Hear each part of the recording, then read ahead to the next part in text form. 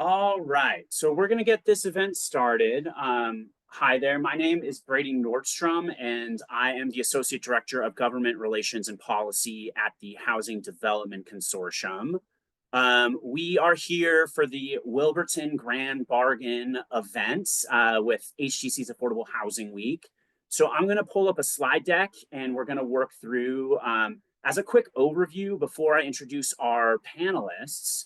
The event is basically broken into three different sections where we're going to be reviewing some information, giving some background, and then we're going to discuss some of that and see what things we can discover. And then the intention is to save some time at the end for question and answer. So if you have any questions, put them into the chat or make a note so that at the end we can call on folks. And the idea is that we will unmute you to let you ask your questions. So I'm going to share my screen and we'll get this going. All right, here we go. So is that looking good for everybody? Can I get a thumbs up? Can't see it yet. Can't see it? Mm-mm.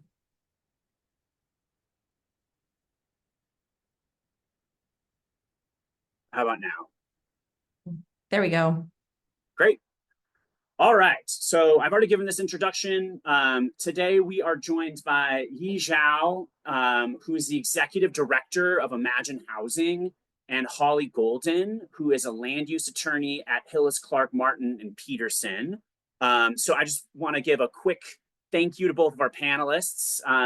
They're going to share a lot of perspective on the Wilburton Code and all that went into reaching agreements.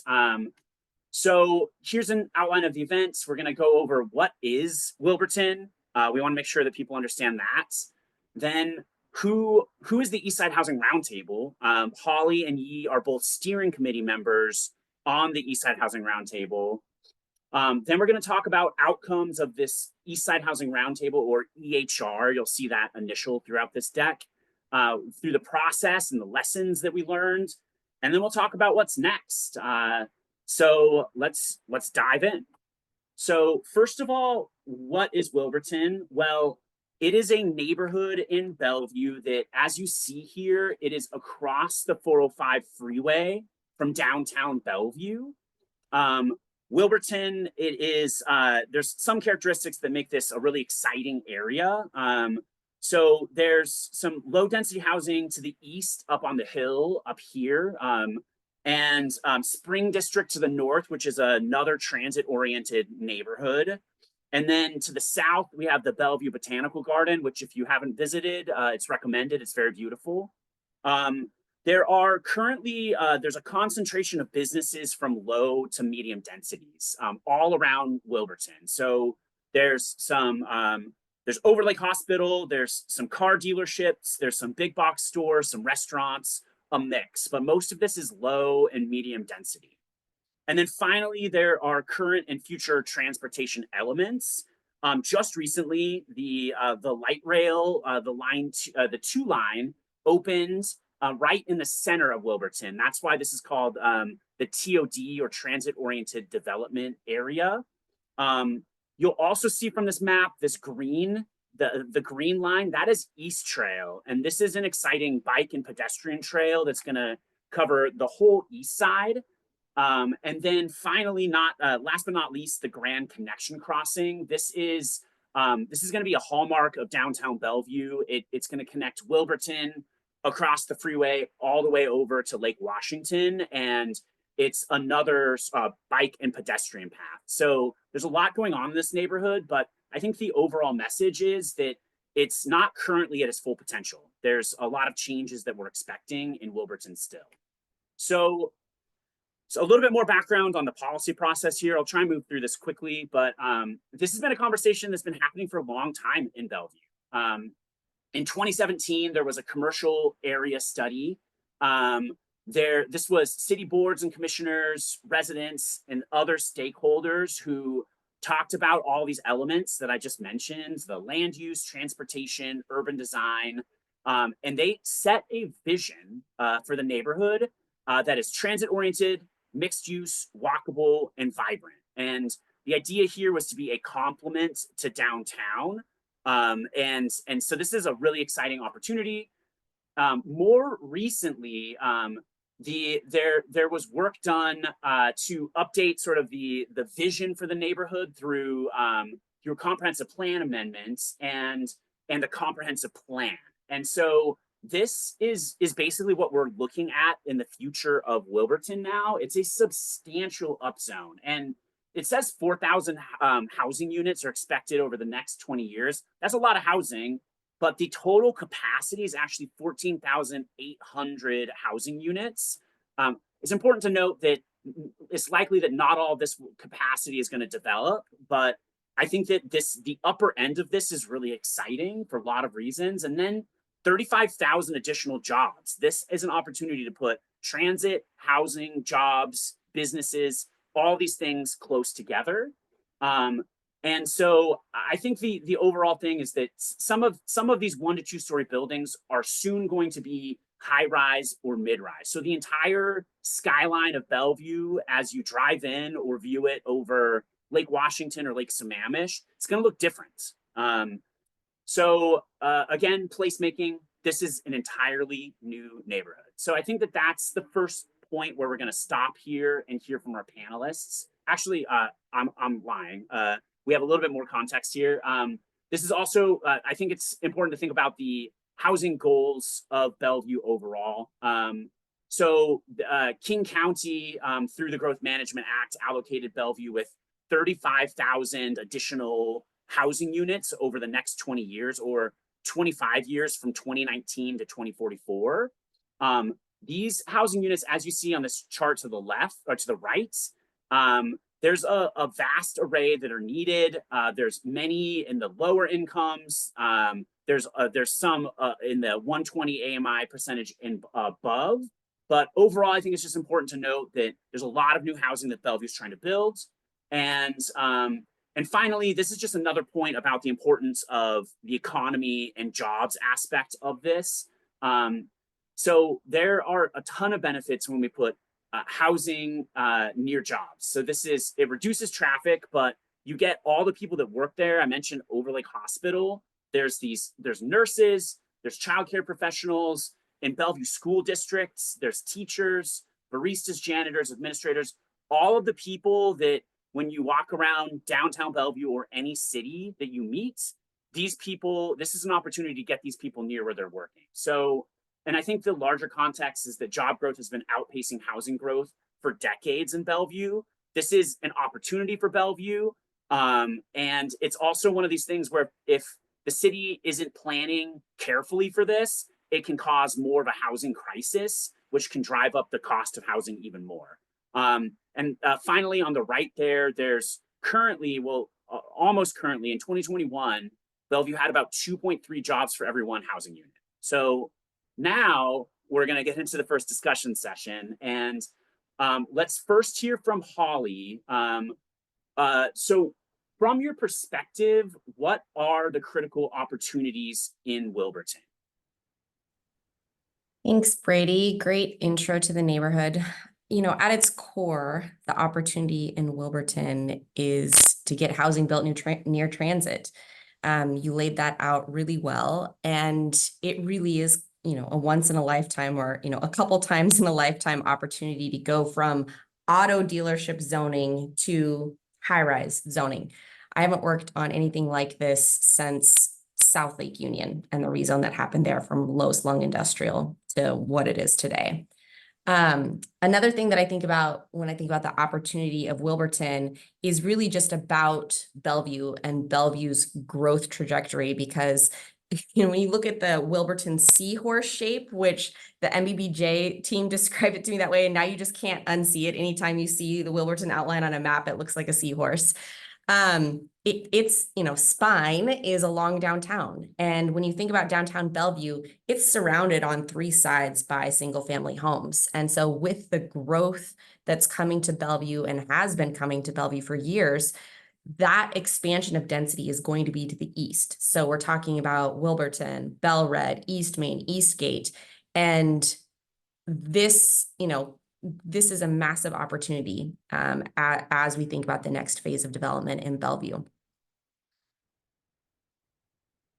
Great. Well, thank you for that. And Yeah. Yi, that's an excellent answer. And Yi, is there anything you wanted to add to that? Yeah, I mean, I think I would just also add more to this context of I don't remember last time Bellevue created a new neighborhood, right? Like this is an opportunity for everyone to look at how we want to shape a neighborhood as a community. As we go deeper into this, as we start talking about land use, as we start thinking about what is this vision, what does that actually look like in terms of execution? Like who's going to be living there, and how do we make it so that it's livable for everyone? Great. And Yi, we'll stay with you for this next question here, but why is there urgency to get this right now? This conversation has been going on for a while, but we're at this critical moment. Yeah, I would say one is Bellevue on the east side, Bellevue and east side in general, we don't have a lot of greenfield development. Most of our parcels have been developed into something at this point. So to be able to open up more parcels, to be able to open up some of that more density and upzoning, as the cities have announced kind of their housing goals, it's not doable without upzoning, without more opportunities for every developer to come in and build something and to grow to meet those housing goals. And I would say from the affordable housing perspective, it's urgent to get it right this first time and right now, because as we alluded to earlier, Wilburton has successful businesses. It'd be very hard for any affordable housing group to be able to actually develop where there's a successful business or where there is certain value being generated there. So for us to think about how we structure land use, how we structure all this today is what makes it so that it is a diverse neighborhood. Great. Well, thank you. And Holly, is there anything that you wanted to add to this question about urgency? The only thing I'd layer on with my land use lawyer hat on is light rail's coming. It's already there or will be soon. And it takes years to entitle a project, build a project. So we got to get going to get this zoning framework in place so we can actually get appropriate density built near transit because we can't just snap your fingers and housing's there. We've still got a ways to go before we actually see the vision of Wilburton realized. That's a good thought to end this section on. So thank you both. And so I'm going to take us next to the Eastside Housing Roundtable, which is this is a group, and I'll read the mission statement that everyone can read along with me. The Eastside Housing Roundtable is a broad coalition comprised of employers, nonprofits, business organizations, housing advocates, and private and nonprofit housing developers. We unite to support the creation of more affordable housing and diverse housing types at all income levels on the East Side as a shared response to rapid growth. And the co-chairs of the Eastside Housing Roundtable, it's Patience Malaba, the executive director of Housing Development Consortium, and Joe Fain, the CEO of Bellevue Chamber of Commerce. And sort of the idea here is these are, and I'll put this in quotes, but unlikely partners that come together, find areas of agreement, and try to move those forward because there are some big pieces that are not controversial across many groups. So, and speaking of this agreement, so I was talking about this acceleration and expanding of housing types across all income levels. There's agreement that this generally should go near transit and jobs as well. So some of the principles just broken down are, there's this supply element. There's study after study after study shows that supply, it not only opens up affordable housing stock at lower income levels, but it can help stabilize rents. There is an element to which people have been moving to the East Side and to King County in large numbers over the last 20, 30 plus years. And there's a need to accommodate this growth. So supply is a part of this. There's also this agreement that incentives, subsidy, and other tools are needed to support affordability. Affordability doesn't just pop up out of nowhere. There's There's charts I could show you about the rent gap between market rate unit and the restricted rents. You have to fill that gap somehow. And the ways you do that are incentives, subsidies, and there's these other tools that you can use. So there's that other piece of this. And then finally, this agreement to find collaborative solutions.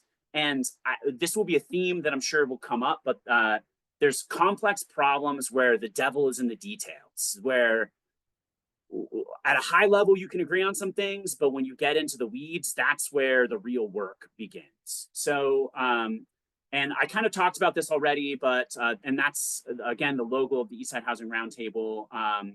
We entered into these negotiations, which is, it was a conversation about Wilburton, about the affordable housing policies in Wilburton. And we had sort of different teams representing the interests, broadly speaking, in this roundtable group. There's Plush, which is convened by the Bellevue Chamber of Commerce, and this is private development and business perspectives and employer perspectives. And then the Eastside Housing, Affordable Housing Coalition, that has been co-chaired by Chris Buchanan at Bellwether and Hal Ferris. This is convened by HDC. It represents nonprofits, affordable housing developers and operators, and then advocates. And so, again, we want to find durable agreements in this area. And I think it's super important to notice that any agreement that is reached by this group, there needs to be work and partnership and collaboration with the city as well. It's not separate from, it is a part of those conversations. So we're moving on to this next discussion area, and we'll start with Yi this time. Can you help us just peel back the curtain a little bit and understand what role did you and others play within this EHR process? Yeah, so within the EHR, there was a negotiation team stood up with Chris Buchanan at Bellwether, Daniel Landis at the King County Housing Authority, Hal Ferris, Sarhar Amani with Habitat for Humanity, and myself and patients to kind of represent the interests of the affordable housing community, whether developer or operator or advocate, to really think about how, as Bellevue progresses with Wilburton land use, how to make sure that affordable housing is one of the goals and how we represent that voice within these conversations and negotiations. Great. And so then on the other team that was collaborating with these discussions, Holly, can you help us understand the role that you and others played as well? Yeah. So as a land use attorney, I work with both market rate and affordable housing providers to assist with due diligence, zoning, and the entitlement process. But in this EHR negotiation, I was included with the group wearing kind of a broad development hat, housing production hat, and our team included the Bellevue Chamber, market rate developers, and others from the business community. But I think that you made the comment earlier, Brady, that there was a lot of shared ground between the two teams. And I think that the role of the whole group was to figure out how to get housing actually built under the new code and then hash out what affordability requirements could look like in that framework in light of the housing demand for the region, in light of terrible market conditions, and in light of the legal framework. Great. Well, thank you for those insights. And Holly, we'll stick with you for the first part of this next question, but you kind of mentioned that the agreement that exists, but this is a collaborative model. And it's, I've heard many people say that it is the first of its kind on the east side of King County ever. I don't want to make that claim too boldly, but I think that this is very unusual. And so, but what is unique about this model, especially in East King County or in general? Yeah, I mean, I think that in my mind, as I reflect on this question, what I want to highlight is sort of the unique role of the city in this. This wasn't just sort of these two groups coming together and deciding to talk about these things in a vacuum. There really was a third partner in the effort. Bellevue City leadership sort of actively asked for this group to come together. They were receptive to the feedback. We were collaborating with the city as the process went forward too. And I think that having that buy-in allows for a productive conversation, and that felt pretty special and unique with the EHR. Great. And Yi, feel free to add anything to that question, but I'll move on to the second part of this. Why are models like these critical, especially right now? And there's a lot of people's minds probably go all over the place when I say this, but we're at a very unique moment of time, both locally, at the state, nationally, globally. Yeah, but why is this critical? I'll start because I can kind of combine both questions into one, and part of that is the shared goal of creating more housing. Right, that's what is both unique and special about the Eastside Housing Roundtable, is that we do have this shared foundation of wanting to create more housing.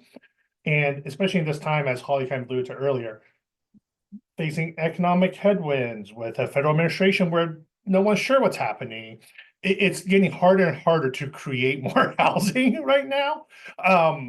And for us, kind of from all different sectors, to be able to come together to find something that works for all of us is really the only way that we can move forward to kind of accelerate that scale of creating housing in our community.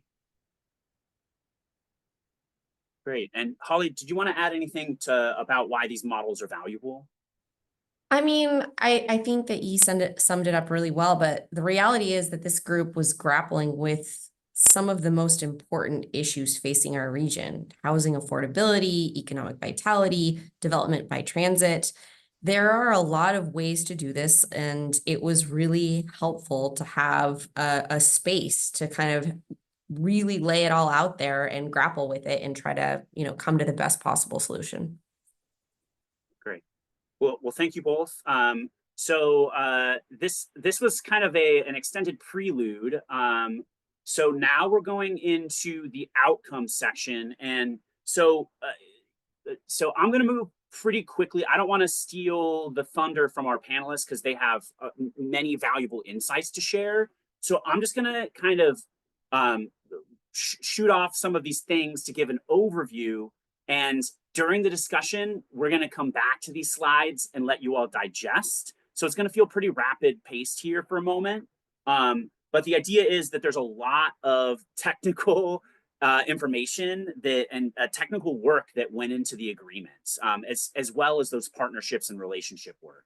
So these are some of the key dynamics in the conversation. So with an affordable housing tool, there was this question of, is it an incentive or is it a requirement? And there's a history of incentives in Bellevue. There's also a short history from 1991 to 1996 of a requirement in Bellevue. But since then, Bellevue has relied on incentives.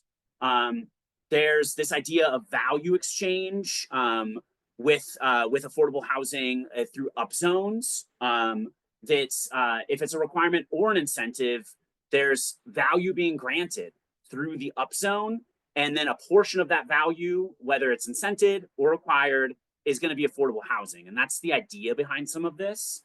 And the calibrations matter a ton. That's the devil in the detail piece again. So there's also high infrastructure costs in new neighborhoods, transportation grid and other infrastructure. It's not built out. Going from single and two-story buildings to high rise, there's a lot that goes into that. That's not just the building itself. There's utilities, there's streets, there's sidewalks, there's all these other things. Yi touched on this a little bit, but virtually no development has been economically feasible at the time, especially at the time that the conversations began. So, and there was this theme that kept coming up, that how do we get this to work, not just at this bad moment at the bottom, but through all of the economic peaks and troughs, excuse me. And then finally, prioritizing affordable housing with amenities and goals. There are other goals that the city has. I think many people in our group think affordable housing is the top goal, but there are other things happening here as well. And then finally, there's all of this piece around timing, process. There's more people than are in the room. And there's this idea that the agreement is a package, not a menu. There's also MFTE that you'll hear a little bit more about, which isn't controlled by the Planning Commission the way that this process moved forward. So that's a lot. We're going to come back to that. And I'm just going to sit here for a moment and show what the high-level agreement actually looks like. So this, I think it's important to mention, this is produced through deep collaboration with EHR members, Bellevue staff, city leaders, and then a lot of supportive technical analysis, both economic feasibility from the city, pro forma analysis, and other things like that. But the top line of this is that it is an affordable housing requirement. And that is at 10% set aside at 80% AMI for rental units as a baseline. You can get lower, but that's sort of the anchor of the policy. And the anchor for homeownership units is 10% at 100% AMI. There's also fee in lieu, which there's some flexibility around. There's the ability to do offsite performance. You can transfer land and development rights. There's a combination. And then there's the way that this fee in lieu increases. And so again, there's a lot to balance here, but the goal is to get affordable housing and housing. And the quote that keeps coming to my head is, a 10% set aside of zero housing results in zero affordable housing. So that's really the crux of this. So again, we'll come back to this. This is a lot of info. And then some other piece of the agreement, just really quickly, there's a phase in. The economic conditions were not great, as we were talking about. How do we get this things going and catalyze a neighborhood to be born? There's code-based cost savings. This was a big piece of it. How do you think about what the code supports that is a priority compared to affordable housing and compared to everything else? That's a complex conversation. And then finally, that multifamily tax exemption program. So a lot of details here. And then the Planning Commission, just as a little bit final background before we get back into our discussion, is the Planning Commission voted to adopt the EHR position on March 23rd, 2025. And this includes this well-calibrated affordable housing requirement. This, I think, is important to emphasize that this is, there's 30 years of not having this policy, and this is the first time we've seen it in Bellevue, or potentially. We'll get to, I don't want to give any spoilers, but this is a huge deal. And a lot went into this agreement. Wilburton is now at City Council. It's very close to being finalized. So that's a lot, but we're gonna slow down and dive back into this with our panelists. So, and by the way, let me know if you want me to go back to either of those slides, because I think especially for the second question here, there's gonna be some things that will be good to sit on. But Holly, if you wanna start us off, what was at stake to get the affordable housing policy right? Yeah. And I think as I thought about sort of teeing up this conversation and this section of the conversation, I think that I'm going to tiptoe into the second bullet point a little bit, because we've talked about how both sides coming to this had a shared foundation around making a functional code that could produce housing. So requirements that added cost, carved up sites, reduced the amount of housing that could be built, impact both market rate and affordable housing projects. So most of the, disagreement or discussion really revolved around whether affordable housing requirements in the Wilburton Code should be mandatory or incentive-based. So I think pausing just for a minute to kind of unpack those two perspectives to make sure we're all working from the same baseline could be helpful. And Yi, feel free to just jump in, pile on. So a mandatory requirement, the idea behind a mandatory requirement is that it applies to all projects, whether or not the project exceeds a base density, a base floor area ratio, or a base height limit. And it's typically calculated across the entire project. So you're paying a fee per square foot or building a certain amount of affordable housing based on the size of your total development. So the knock on this approach, a mandatory approach, is that it's a, quote, tax on housing, even though that's the thing that we're all trying to produce, that it makes housing more expensive, and that it could potentially tip a project into infeasibility and result in the production of fewer overall units. The benefit of a mandatory approach is that it creates a regular contribution to affordable housing, either through the set aside or dollars, and that every project participates in helping to address the affordable housing crisis. I think foundational in this Wilburton discussion too was a recognition of that exchange of value that Brady was talking about. It was such an increase in density, and so how do we try to capture some of that? And I guess that was true in a mandatory or incentive-based approach. So then the alternative to a mandatory program is an incentive-based program. Under incentive-based programs, affordability requirements get triggered when a project decides to tap into bonus floor area or bonus height. So you're building a bigger project. And in exchange for that additional development capacity, a project contributes to affordable housing. So the knock on an incentive-based approach is that it doesn't guarantee affordable housing contributions from all projects, because some projects might not exceed the base densities. And when you look at the total contributed, potentially there's less produced in an incentive-based program, but that depends on what the actual requirements are. The benefit of this approach is that there's, a direct tether between the affordable housing requirements and the benefit to the project, which makes the framework a little bit more legal under the Constitution and state law, which I'm happy to get into, but no one likes it when you bring the Constitution into policy conversations. And that the affordable housing requirements may be less likely to kill a project, because if the requirement is too steep or adds too many costs, then the applicant could propose a different project or kind of rethink their approach. And so it ensures that calibration that Brady was talking about. And so in very broad strokes, the market rate development community tends to favor an incentive-based approach, and the affordable housing community tends to favor a mandatory approach. That's a bit reductive because it depends on what the program looks like and what the code says. But I would say that was at a high level, sort of the big conversation that this group wrestled with, in addition to just making sure that the baseline code provisions were dialed in. I would just add why this is so important is that once we have had this agreement, it's harder to go back, right? If we made the incentive or mandatory too restrictive that development can't move forward, it's much harder because then you just lose years of development, you lose potential units. But if we made it too loose, it's much harder for city government to go back and add more, because that could be seen as a taking. So it's really trying to find the right dial for this, where it gets both our overall arching goals met. Mm-hmm.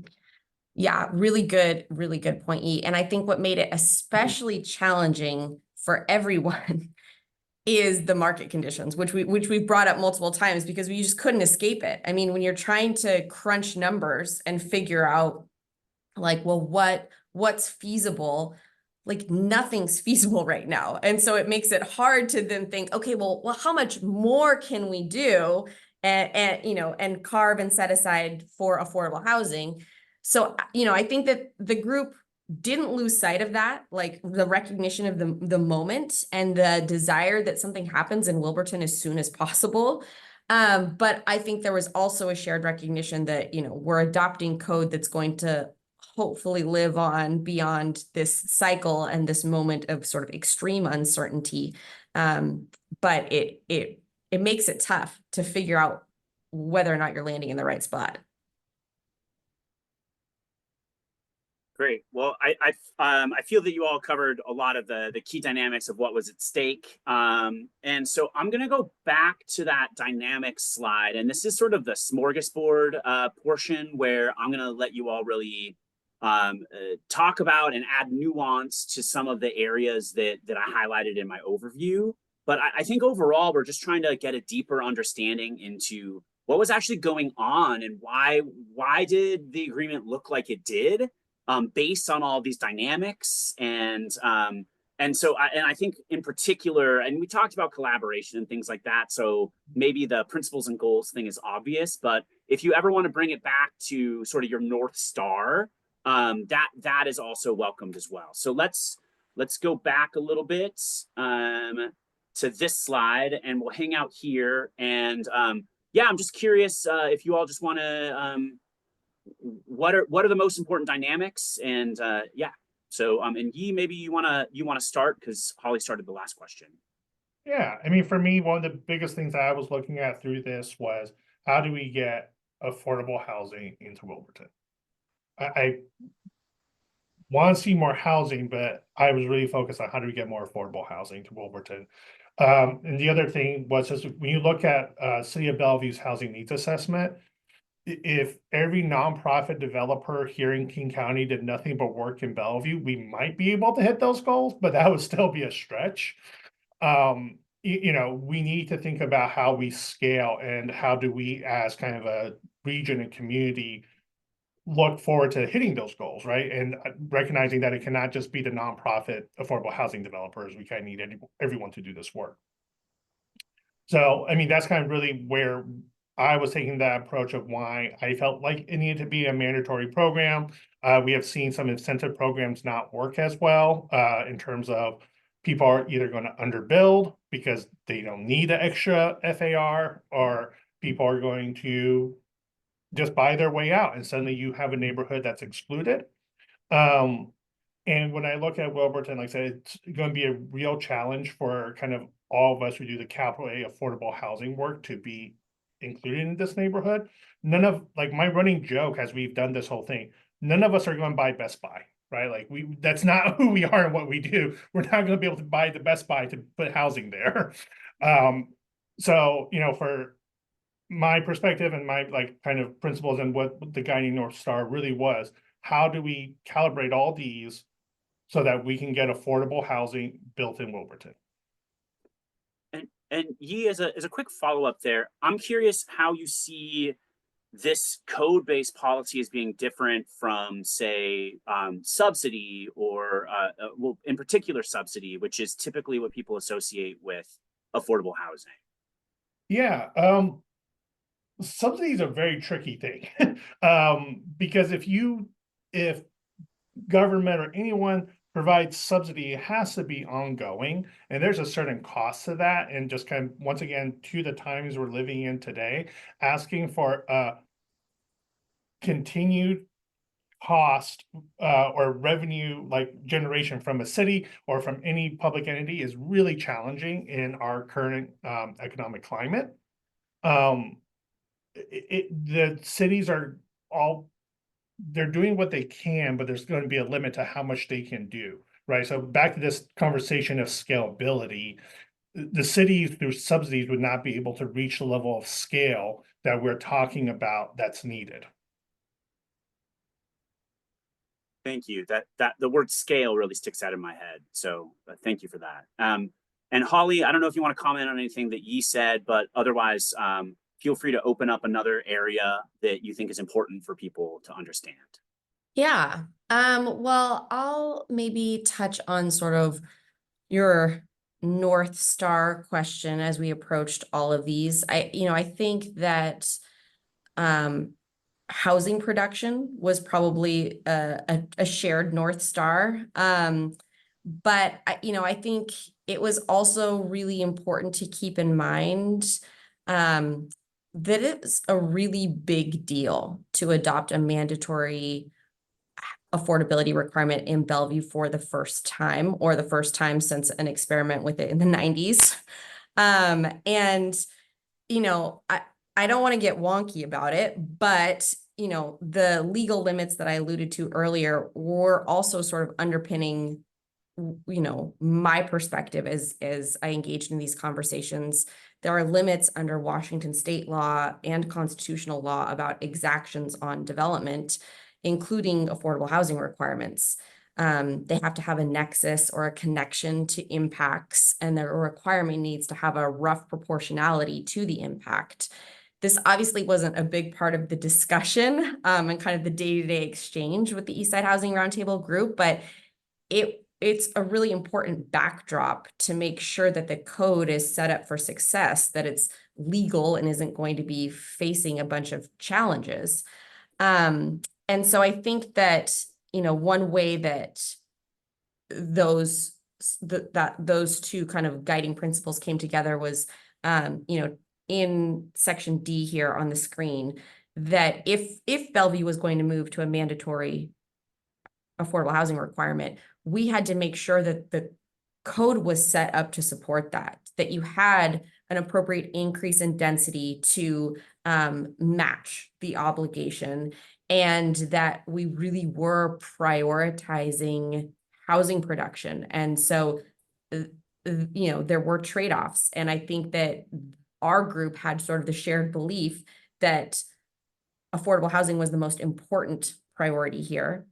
So if that's what we were going to try to get out of this exchange of increase in density, then we needed to make sure that we really were prioritizing that. So, you know, thinking about where you're otherwise carving up sites and not allowing full development capacity. So, you know, setbacks, set aside, carving up sites with transportation corridors, where those transportation corridors go. Are we talking about internal movement around sites? Or are we talking about public facing movement through the city? And then that sort of trickled down into, you know, the details of the Wilburton code and, you know, not compromising on the overall vision that the city had set up, but, you know, acknowledging that we've come to the table to prioritize housing production. So if it's going to be a mandatory program, we've got to get the other elements right. Yeah, well, thank you for that. That's, I think, a really important aspect of this. And I'm looking at this agreement as a package, not a menu line, and thinking about in many cases, I think it's fair to say for both of the teams, difficult compromises, and there's a series of gives and gets to try and find something that everyone can work with and live with. And so I'm curious if Holly or Yi, if you wanted to say anything more about that element of this, with the agreement being a package.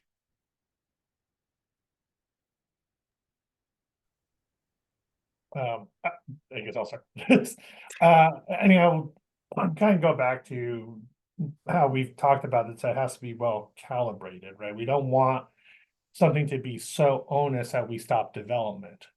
And that's why this kind of came out with this idea of a package, was so that, you know, to give planning commissions kind of some options and thinking about kind of where the right tools or where the right levers to pull so that we do have both production and we do have affordable housing.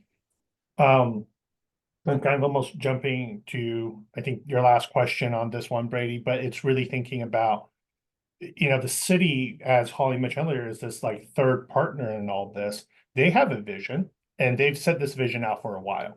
What we're trying to do is find the right levers to pull that both deliver on the vision that they have and our shared goal of housing production. So, you know, these are all different levers to pull to make sure that everyone's kind of like leaving the table happy, or maybe not happy, but at least feeling that they can get to where their end goal is. Yeah, thank you for that. And Holly, do you have any comments? Especially, I know that I alluded to MFT earlier. If you wanted to mention the importance of that before we move on to the final question. Yeah. So the MFTE component of this, and just to give everyone some background here. So the way that MFTE in Bellevue currently works is that there's a requirement to participate in MFTE, which is the multifamily tax exemption program, that a development proposal can provide 20% of its units as affordable at 80% area median income in exchange for a tax exemption. And in Bellevue, if you also have some affordable housing obligations, which would be incentive-based under the current framework, you can either, add additional affordable units, so you're providing more than 20% of your units as affordable, or you can stack up those required affordable units with your MFTE affordable units. But if you do that, then those, double stacked units have to be provided at a lower affordability level. And so part of the package and, getting to a point where there was relative comfort around a mandatory requirement in Bellevue was the ability to double stack MFTE units with these mandatory units if a project is performing and building the affordable units on site without reducing the affordability levels. And so the way that would work is you would provide 20% of your units at 80% AMI in order to participate in MFTE, and that 10% of those 20% of units, so half of your MFTE units, could also go towards your long-term set-aside requirement of 10% of your units at 80% AMI without lowering the affordability. And so that was a very critical component of this working out. And I would say that the challenge with this one is that doesn't live in the Wilburton land use code. The MFTE provisions are a separate set of Bellevue code, and they're being updated separately. And, was general acknowledgement from the Eastside Housing Roundtable that was part of the negotiated package and what it would take to get consensus support for a mandatory program in Bellevue. And so it's part of what Yi was talking about, is sort of bringing the city along and the actual decision makers along with this negotiated perspective. And, I think that overall that's gone well. The city has been receptive and, again, was supportive of the collaboration that was happening between these groups. But, ultimately city council votes on the code. And now we're talking about two different packages of the code. And those votes still haven't happened yet. But it is really critical to think of this as a package and not a menu, because when you take out those pieces, then the overall consensus and agreement starts to crumble. Great. Well, thank you for adding that nuance there. So we're gonna go ahead here. And just either of you, if you want to jump in here, because I want to make sure that we have some time at the end for 2 or 3 questions. But Yi, you kind of touched on this as well, but how do we reconcile the vision of the Wilburton neighborhood with the realities of realizing that vision? It's hard. I mean, that's how I answer that, right? Because, even from a affordable housing development standpoint, I don't get a discount on sidewalks or corridor access or anything like that, right? It costs everything that the city puts in for part of that vision. There is a cost associated with it. So it's trying to find what is the right levers to make sure that we are, once again, having housing production and meeting the city's vision of this being a walkable, intermodal, or like multimodal neighborhood. And sometimes those things come in conflict. So it's really, once again, why it's a menu and not a full course thing. Great. Well, thank you for that. And so we're going to move this forward to the story. The story continues. What's next? Because the Wilburton, this agreement has been reached. The Planning Commission has moved forward. The affordable housing recommendations from that agreement, but there's still more to come. And so Holly, I'm going to go to this slide and have you just sort of round us out with what's next and sort of any reflections you have before we go into a question and answer. And before you jump in, if anyone has questions, feel free to put them in the chat. Or raise your little digital hand. So great, go for it, Ollie. Thanks, Brady. Yeah, so May 20th is the next meeting with City Council on this. There was a list coming out of the first city council meeting on April 15th, some questions that council members raised. And so, staff is going to come back and present on some specific topics. They're going to discuss it more at that meeting. And then we will hopefully head for a vote on Wilburton on June 3rd. I haven't heard any indications of that slipping yet, but if not June 3rd, then hopefully in June. And, so I think between now and then, it's just, continuing to move forward hand in hand. A joint EHR letter went out today with kind of the chart of the remaining few issues and shared perspective on those issues. And so doing what we can to sort of get this puppy over the finish line. Great. And so, yeah, I will stop sharing my screen here, but we are moving on to the question and answer. I just want to give if we could give a round of applause, there would be a thunderous one, I'm sure, for both of our panelists. Really appreciate you both taking your time and energy to be here. Thanks, Danny. To share your perspectives and to really, this was a long-term investment and relationship building, and both in the roundtable with the city, with our partners, because there were people that weren't in those rooms that Yi and Holly, that different teams were representing, and that's also a difficult thing as well when you're trying to do all that and juggle it. So yeah, I think we're gonna stop sharing the screen and see if there are any questions. We have 5-ish minutes. And so the first one here, I see some comments. Thanks, Dane and Chris. And so Frank's question, could you further discuss the issue with incentives versus mandatory, specifically the concerns about takings that Yi mentioned? I was gonna say, I might have the lawyer do this one. I'm happy to. Yeah, so the takings comment is related to that legal framework that I alluded to. I really appreciate the question, Frank, because I was feeling like I already got too nerdy on that front. So this comes from sort of a long line of federal cases. That nexus and rough proportionality test that I mentioned is, analogous to a takings consideration, that where are we going to, when do we go too far in requirements imposed on new development projects? And so the idea is that there has to be a connection to the project and its impacts, and that the requirement has to have, a rough proportionality. So, an appropriate scale to the impact that we're talking about. And then there was a U.S. Supreme Court case referred to as Sheets that clarified that this Nolan-Dolan analysis applies to regulatory frameworks as well. So that's sort of the wonky backdrop to all of this. Great. Well, thank you. Love it when we get some case references. Sorry. No, you don't. No one does.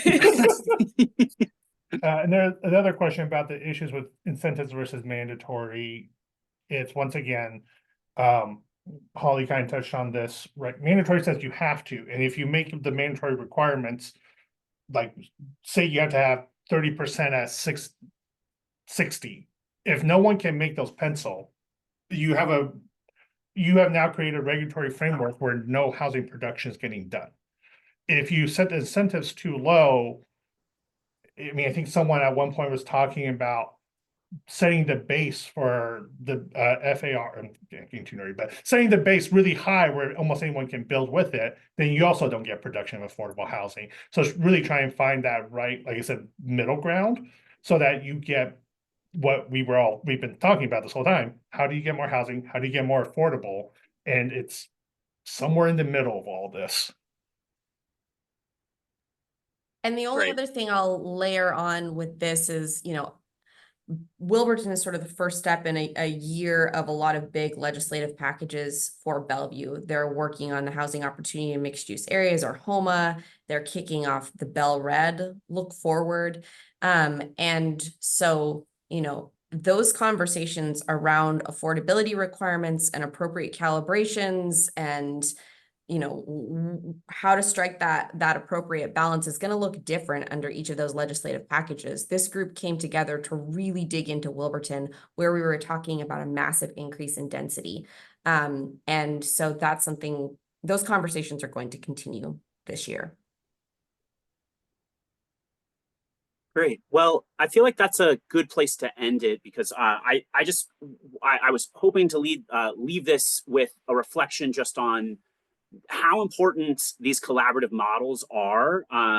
There's this idea of, if we're not meeting and chatting and trying to work through these things to find areas of agreement and finding the deeper interests beyond stated positions and getting creative together, we're meeting at the dais. And there's an antagonism that I think comes from that, that's ultimately counterproductive across the board for everyone.